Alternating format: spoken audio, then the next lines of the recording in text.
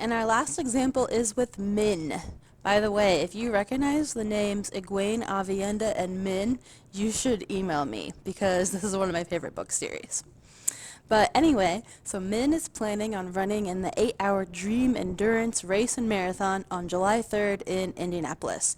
According to her period app, her last period started on June 2nd. Min has 25-day cycles and normally bleeds for 6 days. So we want to figure out, will she be menstruating on July 3rd when she is running the marathon? So just like before, we're going to map it out on the calendar. So I would suggest starting out the same way as last time, where we number the days of her cycle. And she told us that her last period started on June 2nd, so that would be day 1, and she has 25-day cycles. So there we have one of her cycles labeled, and now we need to figure out when her ovarian cycle will be.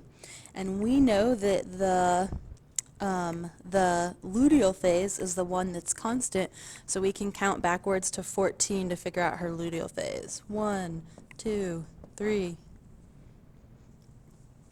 So now we know the last 14 days are her luteal phase. Let's go ahead and highlight it. Alright, so there we have her follicular phase. Hers only lasts for 11 days, and her luteal phase. So now we're going to plot her menstrual cycle. So she says she normally bleeds for about 6 days. So that tells us when our menstrual phase is. And then we know the secretory phase is going to be the same length as the luteal phase. And that makes the proliferative phase the time in between.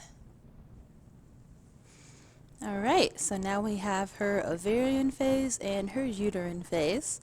And she would ovulate on the 12th.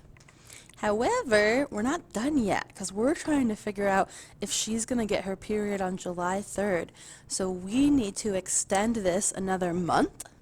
So basically, we are going to start over at the beginning again, where this would be day 1 of her new cycle, and then go ahead and continue like this all the way on to the next calendar, and then map it out in the same way.